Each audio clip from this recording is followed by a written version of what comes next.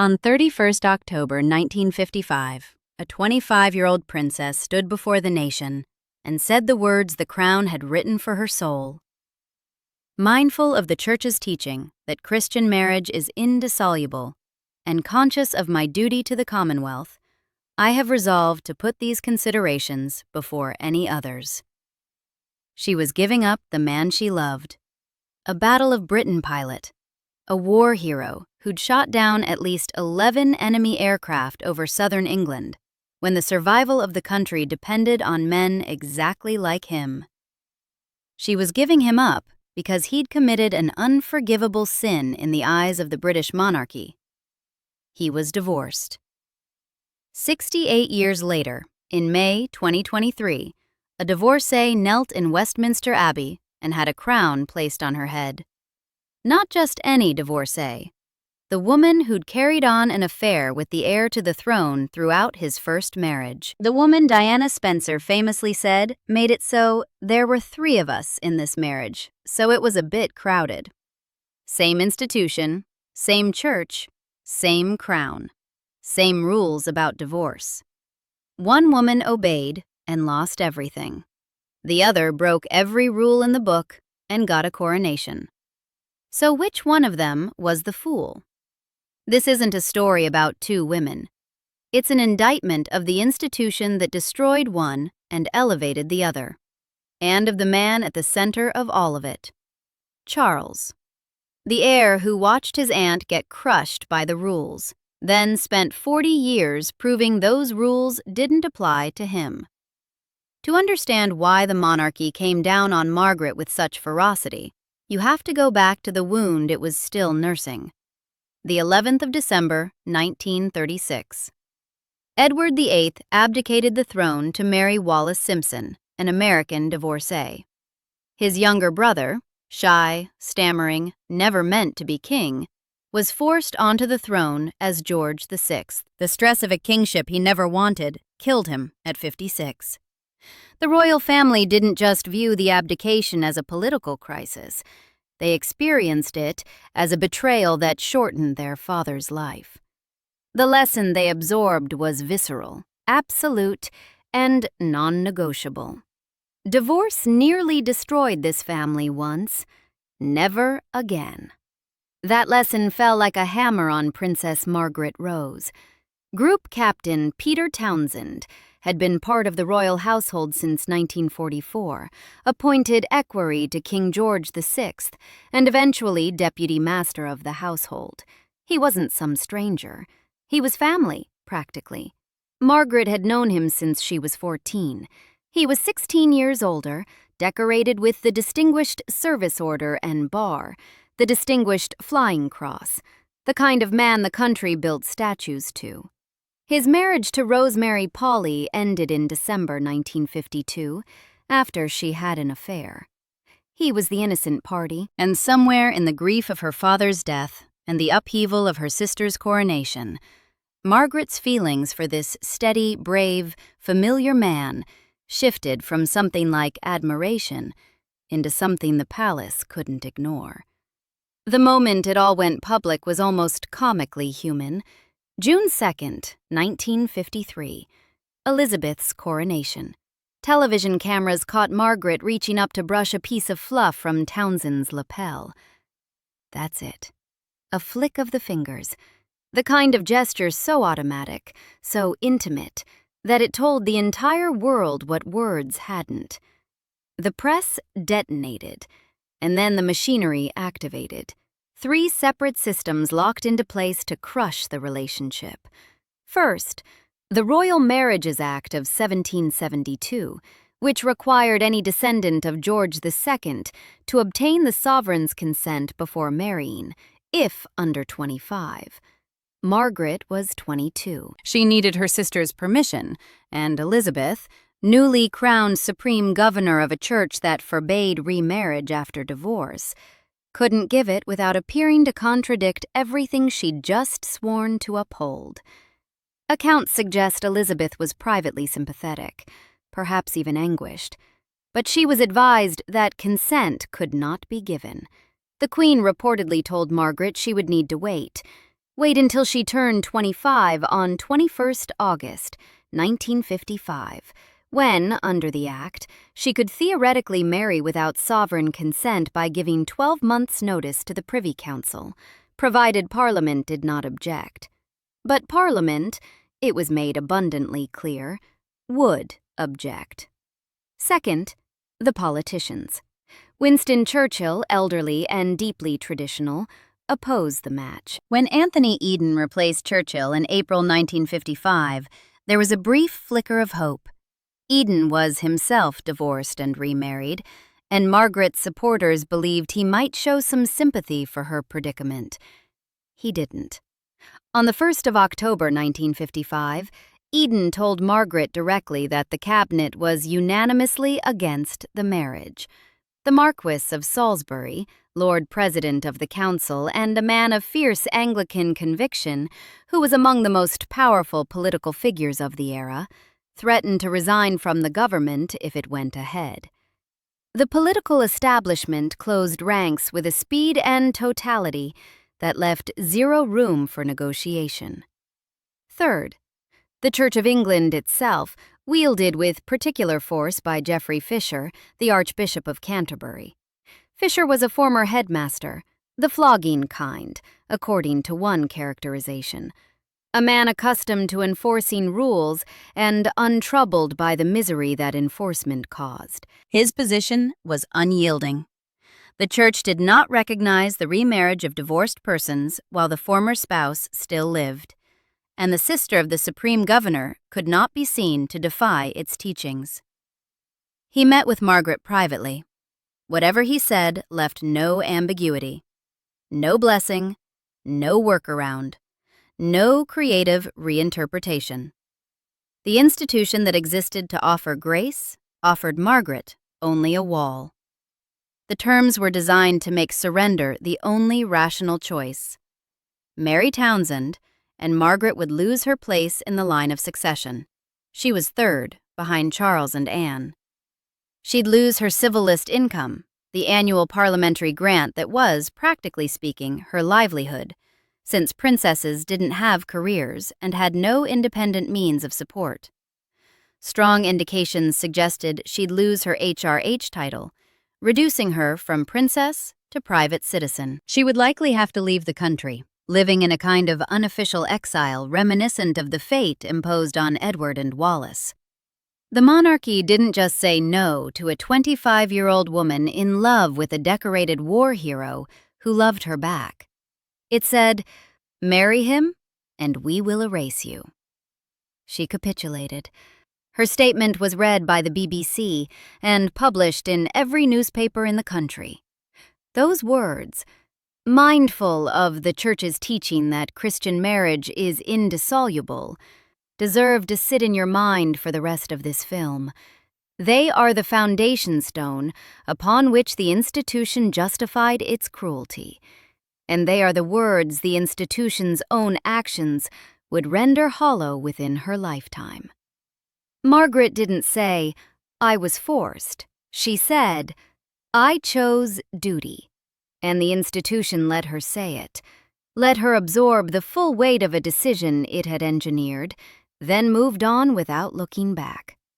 Townsend left England. He'd already been shipped off to Brussels as heir attaché in 1953, a transfer everyone understood was designed to put a continent between the lovers. After the statement, he stayed in Belgium, then set off on a solitary drive around the world, 60,000 miles through deserts and mountains, a journey that reads like a man trying to put as much physical distance as possible between himself and the life he'd been denied. He married Marie-Luce Jamagne in 1959. He died on June 19, 1995, in France, far from the country he'd nearly died defending, having committed no crime other than loving the wrong woman. He rarely spoke publicly about Margaret, maintaining to the end the discretion the palace had demanded of him. The reward for Margaret's obedience was not peace, not dignity, not happiness. It was a slow, publicly visible unraveling that lasted the rest of her life. She married Anthony Armstrong Jones on the 6th of May, 1960, a fashionable society photographer who was created Earl of Snowdon upon the marriage. The union was widely interpreted, even at the time, as a rebound. Armstrong Jones was the opposite of Townsend in almost every respect: artistic rather than military, bohemian rather than dutiful, charming but fundamentally unreliable. Biographer Anne de Courcy documented a man capable of remarkable psychological cruelty, leaving notes for Margaret listing the things he despised about her. Small acts of domestic savagery that eroded whatever affection had existed between them. The marriage became a theater of mutual unhappiness, fueled by alcohol and resentment, and the particular bitterness of two people who knew they'd made a terrible mistake, but couldn't, for years, bring themselves to admit it publicly.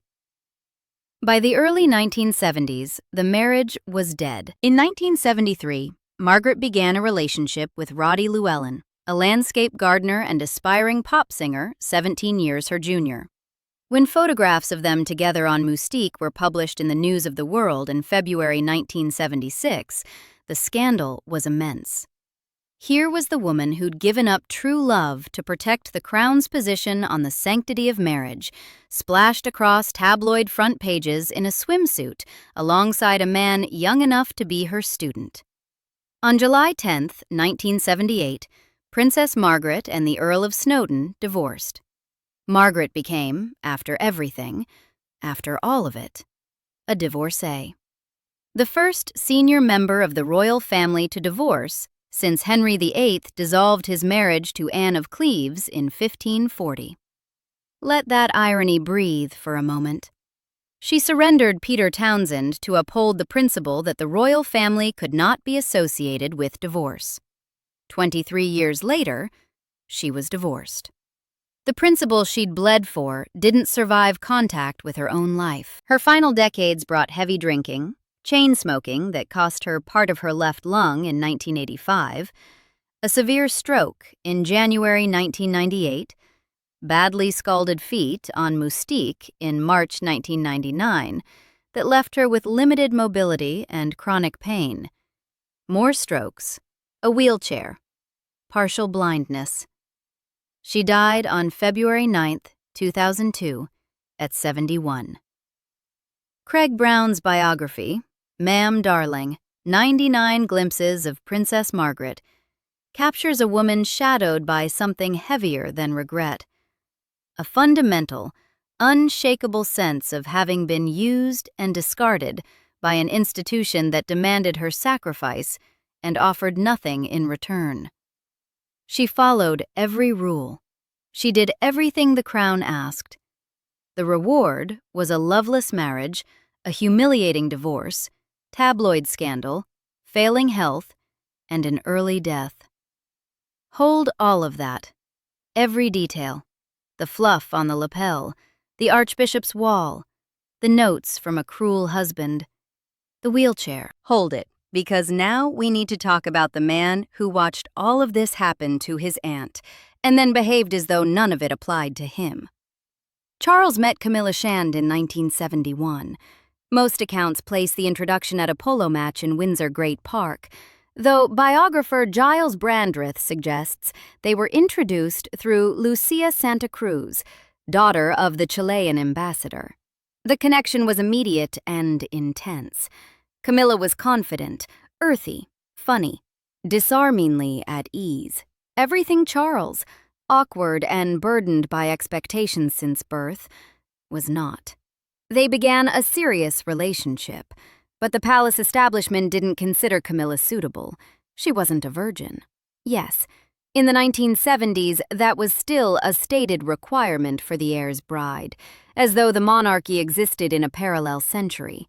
And then there was Lord Mountbatten, Charles's great-uncle, his most influential advisor, the man Charles called his honorary grandfather. Mountbatten wielded enormous influence over the young prince's personal life, and he had a very specific vision for what Charles's marriage should look like. He reportedly steered Charles away from Camilla with explicit instruction. Charles should sow his wild oats, enjoy himself, then find a suitable girl. Younger, more malleable, more appropriately virginal. Someone without what the palace delicately called a past. Mountbatten wasn't merely offering casual advice over brandy. He was shaping the future of the monarchy according to a playbook that treated women as strategic assets, not people. And Charles, who craved approval from authority figures with a desperation that biographers have noted throughout his life, listened. He let Camilla go, not because he wanted to, because the institution told him to. In July 1973, while Charles was overseas with the Royal Navy, Camilla married Andrew Parker Bowles, a dashing cavalry officer with his own deep connections to the royal circle. Charles, by his own later admission, was devastated. But here's the thing. They didn't end. That's the fact that makes everything else make sense. The institution that had pushed Charles away from Camilla now needed to find him a bride, and the criteria were less about compatibility than about optics. Lady Diana Spencer was 19. She was from the right kind of family. Her father was the 8th Earl Spencer. Her maternal grandmother was a lady of the bedchamber to the Queen Mother. She had no past. She checked every box Mountbatten had drawn. She was also, by every account, deeply in love with Charles, in a way that Charles was not in love with her.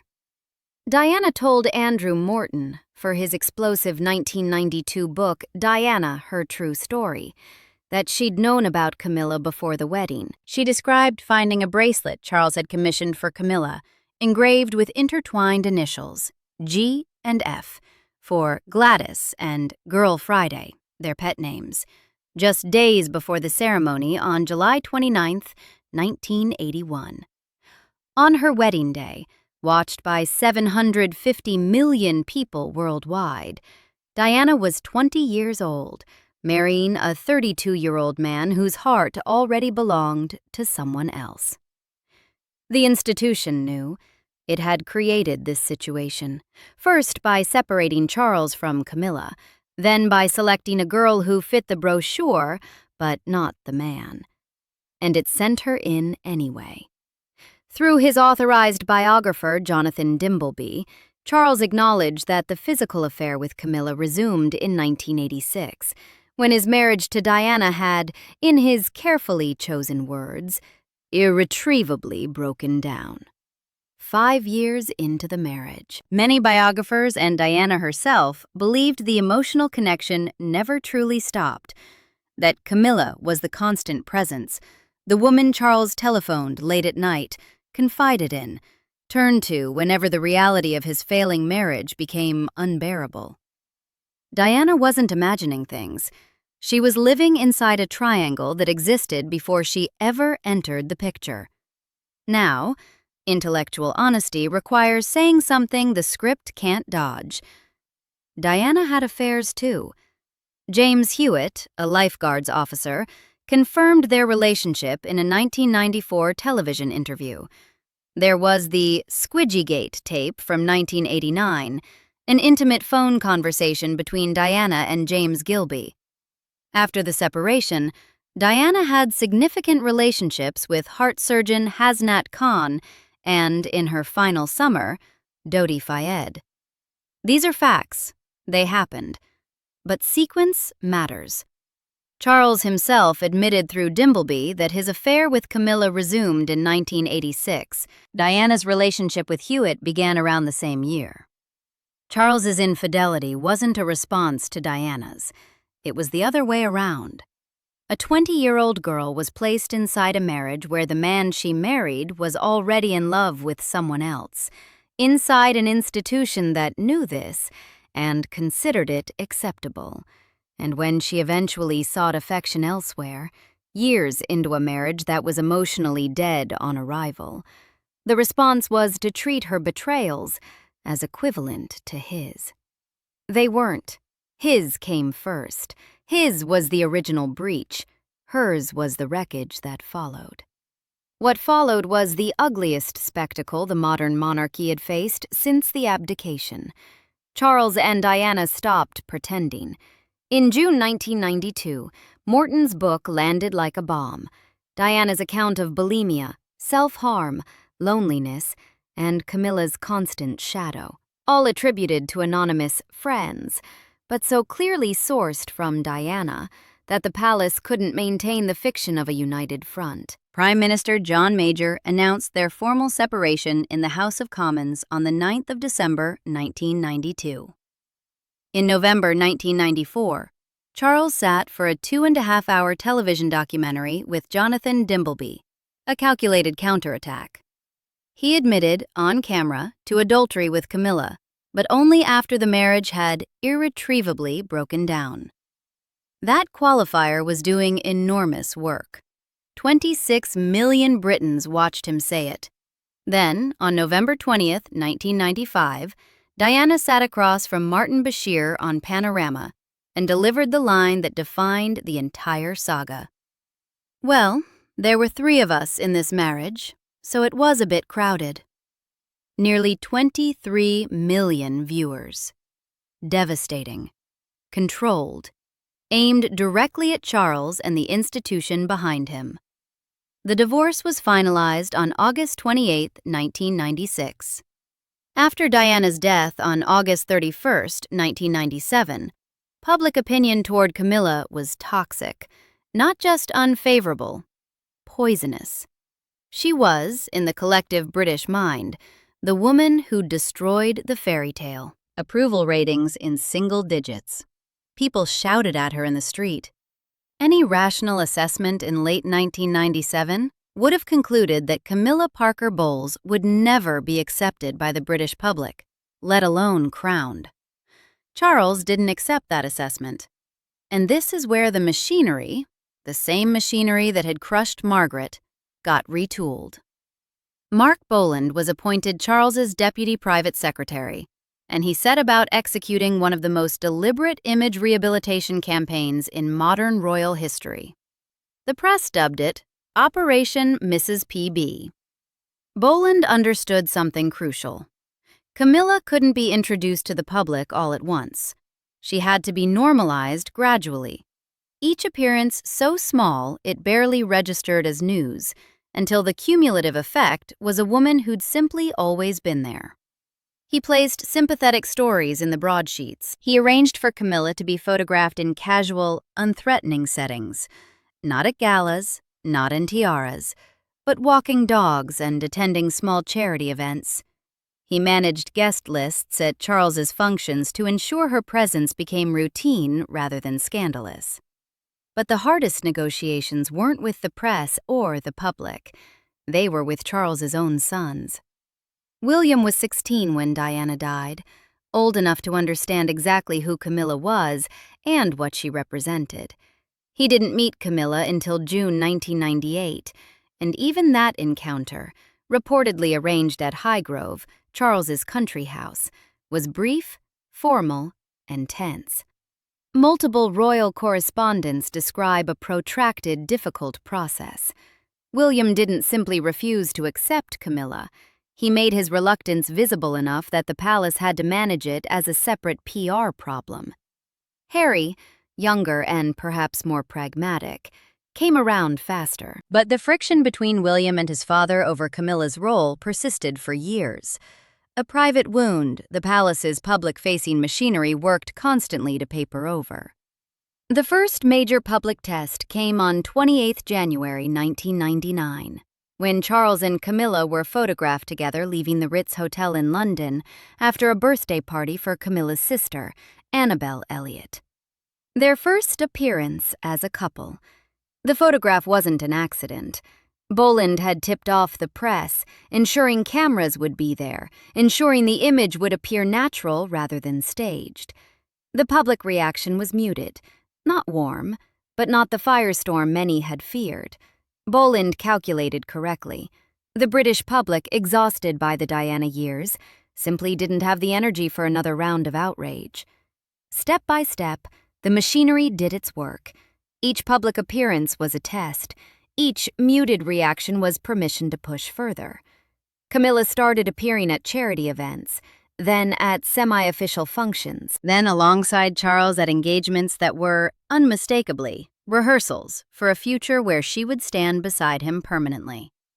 The institution that had told Margaret, "The rules are immovable," was, in real time, moving them. And then came the wedding, which should have been straightforward, given how much institutional energy had gone into making it happen. It wasn't.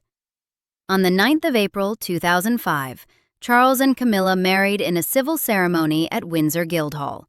Not a church. A registry office in a Berkshire town hall. The Church of England still wouldn't perform the wedding itself, so a civil ceremony was the workaround. But it raised a constitutional question the palace would have preferred nobody asked. The Marriage Act, 1836, which established civil marriage in England, had explicitly excluded members of the royal family.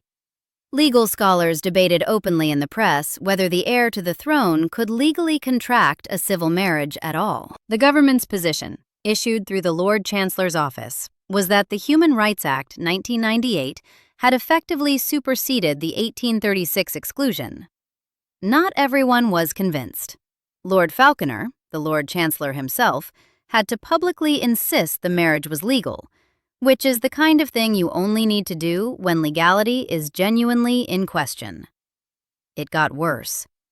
The palace had originally planned the ceremony for Windsor Castle itself, which would have given the occasion at least a veneer of royal grandeur. But holding a civil ceremony at the castle would have required it to be licensed as a civil wedding venue under the Marriage Act 1994, and that license, once granted, would have meant any member of the public could book Windsor Castle for their own wedding for the next 3 years. The image of tourists exchanging vows in the same room where the future king had married his second wife was, apparently, too much to bear. The location was hastily shifted to the Guildhall down the road. It was, to put it charitably, a constitutional improvisation dressed up in mourning suits. Margaret, who'd been told the rules were carved in stone, might have appreciated the comedy. They did receive a church blessing afterward at St. George's Chapel, Windsor, presided over by Archbishop of Canterbury, Rowan Williams.